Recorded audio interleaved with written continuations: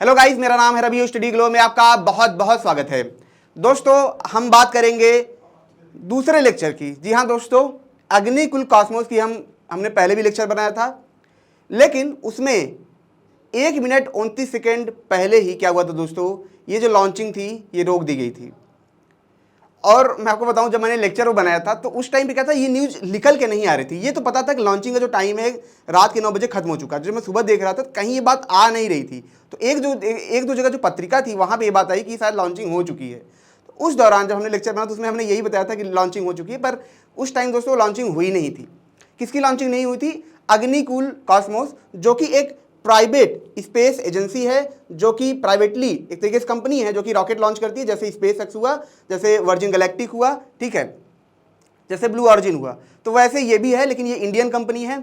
और दोस्तों, अगर आप देखेंगे कि अग्निकुल कॉस्मोस जो है ये दूसरा लॉन्च है, ठीक है, ये दूसरा सफल लॉन्च है। इससे पहले स्काई रूट ने सफल लॉन्चिंग कर ली थी, ठीक है दोस्तों। अगर हम ये भी देखें कि इंडिया की जो सबसे फर्स्ट कंपनी है तो स्काई रूट है, जिसने प्राइवेट रॉकेट एजेंसी है, जिसने क्या किया था, लॉन्चिंग ये की थी, ठीक है। दूसरी कौन है? अग्निकुल कॉस्मोस है यहाँ पे। अब दोस्तों, ये इतना खास क्यों है, इसको थोड़ा समझ लेते हैं। आप समझिए कि ये जो रॉकेट्स बनाते हैं ये छोटे पेलोड के लिए हो रहे हैं। मैंने कुछ दिन पहले ही लेक्चर एक दिया था किसके बारे में, क्यूबसैट के बारे में, यानी कि जो सैटेलाइट आते हैं वो वो कैसे होते हैं, छोटे होते हैं। आज के टाइम में आप देखेंगे एक टिफिन बॉक्स की तरह सैटेलाइट आ रहे हैं। तो हर देश छोटा सैटेलाइट बना रहा है ताकि वो उनको ले जाने में पैसा कम आए, ठीक है, उनको मतलब गवर्न करने में आसानी हो, ठीक है। ये सारी चीज़ें वहाँ पे देखी जाती हैं। और इसी को देखते हुए जो अग्निकुल कॉस्मोस कंपनी है, इन्होंने अपने रॉकेट को ऐसा डिजाइन किया है ताकि ये छोटे पेलोड को ये क्या कर सके, लॉन्च कर सके। जब इनसे सवाल पूछा गया कि क्या लगता है इसका मार्केट है, तो इन्होंने यही बताया कि जो पेलोड है, यानी कि जो सैटेलाइट है, ठीक है, पेलोड का मतलब होता है जिस चीज़ को ये लेके जाते हैं, तो लेके किसको जाएंगे, लेके जाते हैं सैटेलाइट को। तो इन्होंने यहाँ पे बताया कि जो सैटेलाइट होती हैं, आप देखेंगे पहले बहुत बड़े बड़े बनते थे, उनकी साइज अब छोटी होती जा रही है। तो भविष्य इसी का है और ये बात एकदम सही है, ठीक है। अभी नासा ने ही लॉन्च किया था, ठीक है, तो आप देखें टिफिन बॉक्स से जैसे सैटेलाइट उन्होंने लॉन्च किए थे, बहुत छोटे छोटे सैटेलाइट लॉन्च हो रहे हैं। तो ये भविष्य इसका है और इसी के बिहाफ पे दोस्तों इन्होंने यहाँ पे किया है। दोस्तों, ये कंपनी 2016 में ही बनी थी, अगर आप देखेंगे, ठीक है। इसके ये फाउंडर मोइन है और इनके को फाउंडर हैं ये। तो 2016 में ही इन्होंने इसको बनाया था और ये इंक्यूबेटेड है। इंक्यूबेटेड का मतलब क्या होता है दोस्तों, आईआईटी मद्रास, ठीक है, जो है उसके द्वारा ये इंक्यूबेट है। यानी कि आप समझिए कि गवर्नमेंट क्या करती है, स्टार्टअप को मदद करना चाहती है। खास करके जो ये स्पेस का जो सेंटर है, जैसे इन स्पेस करके जो गवर्नमेंट थी, उन्होंने क्या निकाला था, योजना निकाला था। इसमें जो लोग इसमें स्टार्टअप करना चाहते हैं तो उन्होंने क्या किया है, बहुत सारे आईआईटी में इंक्यूबेटर बना के रखे हैं। यानी कि अगर आपके पास आइडिया है, आप करना चाहते हैं, आपके पास टीम है, आपके पास वेल प्लान्ड है, छोटा सा मॉडल है, तो क्या होता है कि आपको फंडिंग मिल जाती है उन इंक्यूबेटर्स के द्वारा। कौन से इंक्यूबेटर्स द्वारा? उन इंक्यूबेटर में दोस्तों जो आईआईटीएन होते हैं वो होते हैं, जो बड़े प्रोफेसर होते हैं, जो इस फील्ड में काम कर चुके हैं, वो लोग होते हैं, ठीक है। तो आपका जैसे आप शार्क टैंक आपने देखा होगा, तो पिचिंग होती है, सेम चीज़ यहाँ पे होता है, पिचिंग होती है, तो उनके द्वारा पैसा दिया जाता है। लेकिन वो जो पैसा होता है दोस्तों, उसमें कोई भी शेयरिंग नहीं ली जाती है। यानी कि वो पैसा आपको दिया जाता है, आपकी मदद के लिए दिया जाता है, उसमें गवर्नमेंट आपको सपोर्ट करती है एक तरीके से, उसमें कोई फंडिंग नहीं होती। तो वहाँ से इन्होंने दोस्तों इनको सपोर्ट मिला, गाइडेंस मिला, इसके बाद धीरे धीरे दोस्तों इस पे काम करने लगे। दोस्तों, सिर्फ इंक्यूबेटर का काम यही नहीं होता है कि वो आपको सिर्फ पैसा दे।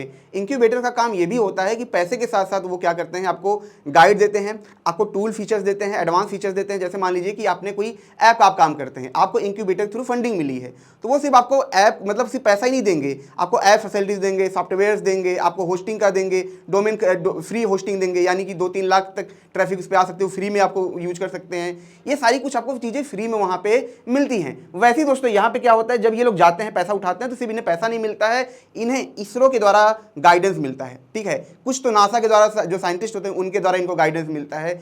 ये उनके ही गाइड में, उनके ही छत के नीचे ये अपना काम करते हैं। ये ऐसा ही है जैसे नया फूल खिल रहा है, उसको ढेर सारे पानी की ज़रूरत है, पोषण की ज़रूरत है, छांव की ज़रूरत है। वो सारा काम यहाँ पे इसरो करता है, गवर्नमेंट करती है, और जो आईआईटी संस्थाएं होती हैं वो करती हैं। और इसी वजह से आप देखेंगे दोस्तों, उसका नतीजा ये है कि ये जो स्टार्टअप निकल के आ रहे हैं ये बहुत बेहतर कर पा रहे हैं। और दोस्तों इसी में भारत का फ्यूचर है, क्योंकि मैंने आपको पहले भी बताया था कि जो प्राइवेट जो हम मार्केट हम कहते हैं, स्पेस की जो मार्केट है वो कितना है, 6.3 ट्रिलियन डॉलर मार्केट। ये इतना बड़ा ये मार्केट है, ठीक है। तो ये मार्केट बहुत ज़्यादा बड़ा है। आने वाले वक्त में जो स्पेस टूरिज्म है ये सब बहुत बड़े होने वाले हैं। तो उसमें भारत का ही फ्यूचर होने वाला है, क्योंकि आप समझिए कि यहाँ पे जो भी लॉन्चिंग होगी वो सस्ती होगी। मैन पावर सस्ता है, ठीक है, यहाँ के जो मटेरियल्स हैं वो सस्ते हैं। ये जो रॉकेट बनाते हैं, अग्निकुल जो कॉस्मोस रॉकेट बनाता है, रॉकेट इंजन जो बनाता है वो 3D प्रिंटर से बनाता है। अब उनकी खास बात क्या है? खास बात ये है दोस्तों कि उस रॉकेट को ये क्या करते हैं दोस्तों, कि 1 दिन के अंदर बना लेते हैं। यानी कि जो इंजन बनाने में आपको 5 महीने 6 महीने लगते थे, वो आप 1 दिन में बना सकते हैं। यहाँ पे अगर देखें जो टाइम लगता है 95% लेस टाइम लगता है। यानी कि अगर आप कोई रॉकेट इंजन बनाते हैं इस टाइप का, इस लेवल का, इस साइज का, तो आपको 95 दिन लगेंगे। लेकिन जब ये बनाते हैं अपने 3D प्रिंटर से तो कितना दिन लगता है? 1 दिन। आप समझ सकते हैं कि इस लेवल की इनकी एफिशिएंसी है। इसका पैटेंट भी इनके पास है, लेकिन पैटेंट किस चीज़ का इनके पास है? इनके पास दोस्तों जो पैटेंट है वो सेमी क्रायोजेनिक इंजन का यहाँ पे इनके पास पैटेंट है। सेमी क्रायोजेनिक क्या है और क्रायोजेनिक क्या है? क्रायोजेनिक देखिए दोस्तों होता क्या है, मैं आपको समझाता हूँ। जो क्रायोजेनिक होता है उसमें आप ऑक्सीजन और हाइड्रोजन लिक्विड का यूज करते हैं, क्योंकि हमें फ्यूल चाहिए और फ्यूल कौन सा होता है? हाइड्रोजन, लेकिन वो लिक्विड के फॉर्म में होता है, ठीक है। और जो हाइड्रोजन लिक्विड के फॉर्म में होता है वो काफ़ी महंगा होता है, उसकी प्रोसेसिंग काफ़ी महंगी होती है, क्योंकि उसे माइनस, आपको समझिए कि मतलब एकदम माइनस डिग्री जैसे जो होते हैं ना, हम लास्ट स्टेज पे लेके जाते हैं ठंडा करने के लिए, तो -131 -132 डिग्री सेल्सियस पे ले जाके हम ठंडा करते हैं। तो उस कंडीशन में हमें बहुत पैसा खर्चा करना पड़ता है, बहुत ज़्यादा एनर्जी सप्लाई की नीड होती है ताकि हम उसको ठंडा कर सकें, पहली। दूसरा क्या होता है कि हम जब उसको रॉकेट लॉन्च करते हैं तो उस दौरान वो कितना ठंडा रहे, वो ठंडा बना रहे, ताकि वो, क्योंकि आप समझिए लिक्विड के फॉर्म में, जब वो गैस के फॉर्म में होगा तो ज़्यादा जगह लेगा, ठीक है। तो कैसे वो लिक्विड के फॉर्म में बना, उसके लिए काफ़ी मशक्कत करनी पड़ती है। लेकिन जब सेमी क्रायोजेनिक होता है उसमें क्या है, जो इन्होंने बनाया है, जिसका पैटेंट भी इनके पास है, ठीक है, तो इन्होंने क्या किया दोस्तों, इसको ऐसा बनाया कि वहाँ पर आप ऑक्सीजन यूज कर सकते हैं, ठीक है, हाइड्रोजन यूज कर सकते हैं, ये तो आप कर सकते हैं। लेकिन मान लीजिए कि आपके पास वो नहीं है, तो आपको इमरजेंसी में आप केरोसिन का भी यूज कर सकते हैं, वो रॉकेट केरोसिन पे भी वो काम करेगा। है ना कमाल की बात? कमाल की बात है, मतलब केरोसिन से ये काम करेगा, ठीक है। तो इसलिए दोस्तों ये काफ़ी ज़्यादा खास है। केरोसिन का क्यों खास है, आप समझिए कि अगर आपको हाइड्रोजन गैस बनाना है, तो आप मतलब लिक्विड अगर चाहिए आपको, तो पहले हाइड्रोजन आपको चाहिए, हाइड्रोजन आप कहीं से लाएंगे, ठीक है, कुछ जगह भी सीमित जगह भी मिलती है, वहाँ से लाएंगे भी इसको ठंडा, ये सब चीज़ें हैं। लेकिन अगर मान लीजिए इन्हें इमरजेंसी कहीं से भी लेना है तो क्या होगा, थोड़ा सा इनको समझते हैं मैटर। यहाँ पे ये जो इनका यहाँ पे आप देखेंगे जो लॉन्चिंग सिस्टम है ये ऐसा है, ठीक है, ये ऐसा ही है, कहीं भी जा सकता है। तो इन्हें चाहिए केरोसिन, ये तो कहीं से भी, ठीक है, कहीं पे जहाँ पे, ठीक है, जहाँ पे एयरलाइंस है वहाँ पे जाके ये केरोसिन ले सकते हैं। तो ये कहीं से भी अवेलेबल करा सकते हैं और अपनी लॉन्चिंग का जो टाइम है उसको डिक्रीज कर सकते हैं। और आप देखेंगे दोस्तों इन्होंने जो सिस्टम बनाया है, सोचिए, बहुत ऐसा नहीं है कि बहुत वो लेजेंडरी है, बहुत पुराने हैं, ऐसा कुछ नहीं है, लेकिन काम कितना दमदार है इनका। समझिए यहाँ पे कि ये जो लॉन्चिंग सिस्टम है, आप देखिए ये एक रॉकेट लॉन्चर की तरह है, जैसे मिसाइलें लॉन्च करते हैं हम, ठीक है, सेम उसी तरह है। और यहाँ से ये रॉकेट लॉन्च करते हैं, ठीक है। तो ये अभी क्या होता है दोस्तों, मानसून आ जाता है, मौसम आ जाता है, तो क्या होता है, हम रुक जाते हैं। लेकिन इस सिस्टम की वजह से क्या होगा, हम कहीं से भी लॉन्च कर सकते हैं। अगर एक जगह मानसून खराब है, कहीं दूसरी जगह पे हम कर सकते हैं। ये सारी चीज़ें इसका हमें मतलब इसका फ़ायदा हमें ये मिलता है। तो इन्होंने इतना एडवांस बना कि इंजन जल्दी बना सकते हैं, लॉन्चिंग बहुत तेज कर सकते हैं, इसीलिए ये सबसे खास है, ठीक है दोस्तों। अब थोड़ा दोस्तों ये समझ लेते हैं कि आखिर इनका पेलोड क्या है, कैसे ये लॉन्च करते हैं, कितना वजन है, ये समझ लेते हैं। तो यहाँ पे दोस्तों अगर आप देखेंगे, ठीक है, इनका जो पेलोड का वजन है वो 300 से लेकर 750 kg के आसपास है, ठीक है। इनकी जो ऊंचाई है 700 किलोमीटर के आसपास है। और जो रॉकेट की ऊंचाई है, ठीक है, ये ऊंचाई का मतलब दोस्तों कि कितने ऊपर जाके, ठीक है, सब ऑर्बिटल जो इनका लॉन्च होता है, ठीक है, कितनी ऊंचाई तक ये जाते हैं वो यहाँ पे दिखाया गया है, ठीक है। इसकी हाइट कितनी है, 18 मीटर के आसपास। इसका जो डायामीटर है, मान लो जो रॉकेट है इसका जो डायामीटर है वो कितना है, 1.3 मीटर के आसपास है, ठीक है।